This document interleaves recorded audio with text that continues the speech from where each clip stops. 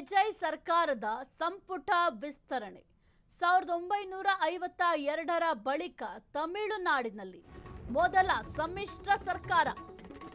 ಇಂದು ವಿಜಯ್ ಸರ್ಕಾರದ ಸಂಪುಟ ವಿಸ್ತರಣೆ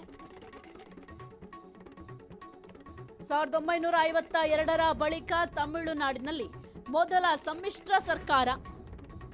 59 ವರ್ಷಗಳ ಬಳಿಕ ಸರ್ಕಾರ ಸೇರಿದ ಕಾಂಗ್ರೆಸ್ 23 ಶಾಸಕರು ಸಚಿವರಾಗಿ ಇವತ್ತು ಪ್ರಮಾಣ ವಚನ ಸ್ವೀಕಾರ ಮಾಡಲಿದ್ದಾರೆ. ಬೆಳಗ್ಗೆ 10 ಗಂಟೆಗೆ ಈ ಒಂದು ಪ್ರಮಾಣ ವಚನ ಸಮಾರಂಭ.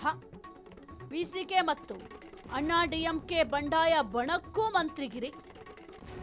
ಕಾಂಗ್ರೆಸ್ನ ವಿಶ್ವನಾಥನ್ ರಾಜೇಶ್ಗೂ ಸಚಿವ ಸ್ಥಾನ. ಇಂದು ವಿಜಯ್ ಸರ್ಕಾರದ ಸಂಪುಟ ವಿಸ್ತರಣೆ ಆಗಲಿದೆ. 1952ರ ಬಳಿಕ ತಮಿಳುನಾಡಿನಲ್ಲಿ ಮೊದಲ ಸಮ್ಮಿಶ್ರ ಸರ್ಕಾರ ಒಂದು ಆಡಳಿತವನ್ನ ನಡೆಸಲಿದೆ. ಸದ್ಯಕ್ಕೆ ಒಂದು ಸರ್ಕಾರದ ಸಂಪುಟ ವಿಸ್ತರಣೆಯನ್ನು ಇವತ್ತು ಮಾಡಲಾಗುತ್ತೆ. ಕಾಂಗ್ರೆಸ್ನ ಇಬ್ಬರು ಸೇರಿ 23 ಮಂದಿಗೆ ಮಂತ್ರಿಗಿರಿ ಸ್ಥಾನ ಸಿಗಲಿದೆ. ಇನ್ನು 23 ಶಾಸಕರು ಸಚಿವರಾಗಿ ಇವತ್ತು ಪ್ರಮಾಣ ವಚನವನ್ನು ಸ್ವೀಕಾರ ಮಾಡಲಿದ್ದಾರೆ. ಬೆಳಗ್ಗೆ 10 ಗಂಟೆಗೆ ಪ್ರಮಾಣ ವಚನ ಸಮಾರಂಭ ಕೂಡ ಶುರುವಾಗುತ್ತೆ. ಇನ್ನು ವಿಜಯ್ ಅವರು ಪ್ರಮಾಣ ವಚನವನ್ನು ಸ್ವೀಕಾರ ಮಾಡುವಂತಹ ಸಂದರ್ಭದಲ್ಲಿ ಟಿವಿಕೆ ಪಕ್ಷದ ಕೆಲವೊಂದಿಷ್ಟು ಶಾಸಕರು ಕೂಡ ಸಚಿವರಾಗಿ ಪ್ರಮಾಣ ವಚನವನ್ನು ಸ್ವೀಕಾರ ಮಾಡಿದ್ರು.